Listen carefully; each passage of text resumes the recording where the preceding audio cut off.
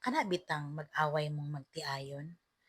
Usually emotional man gyud ning babae 'no. Dayon ang ilang padaygan, social media dayon. Ang social media maayo man kung ang imong gihatag diya is makakuwag pagtulon-an ang tawo. Pero kung i-post lang nimo para pagpakaulaw sa imong kapika sa kinabuhi, muna siya dili maayo.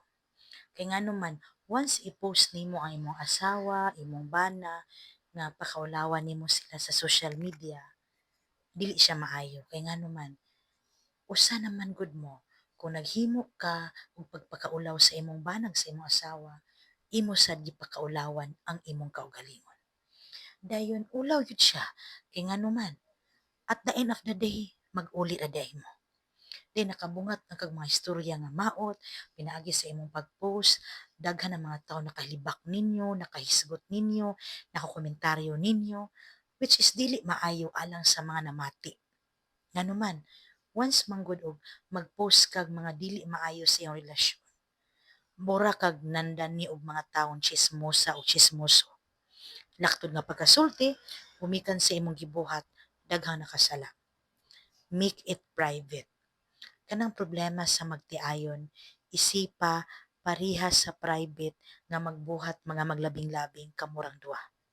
Yun ana ra pud unta. Nga din iayos ninyo sa tinarong, mag-ampo mo, or pwede mo na i-sharean. Pero katong mga tao nakita ninyo nga kasaligan, makadiyos, nga dili sad mo iduot, dili mo libakon, kundi nakita nimo nga tambagan mo sa usa ka maayong sulbad sa iyong problema. Mo nang kitang asawa no, I believe na ang emosyon makontrol na. Kinahanglan mag-ampo ka. Kay ngano man pag mag-ampo lang ka, pugngan o giyahan man sa Ginoo ang imong hunahunag pagbati sa mga buhat nga dili angay buhaton.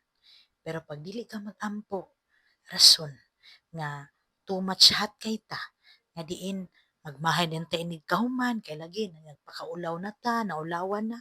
Apil pagka, ngano man, pag once gani minyo na ta, usa na mong duha, no? Kung nagpakaulaw ka sa imong panag sa imong asawa, gipakaulawan sad nimo ang imong kaugalingon. Ug ayaw kalimot nga kanang imong banag asawa nga imong pakaulawan diya sa social media, naanay ginikanan, naanay igsuon, naanay higala, naanay mga silingan or kaparentihan o unsa pa ana. Maulawan pod. Kita nga tawo dili man ta robot. Tawo ta nga natay pagbati, maguol ug masakitan ta. Mao nang dili gyud maayo nga mag-post mo nga pagpakaulaw kay dili gyud uyon ang Ginoo ni ana. God bless igsoon.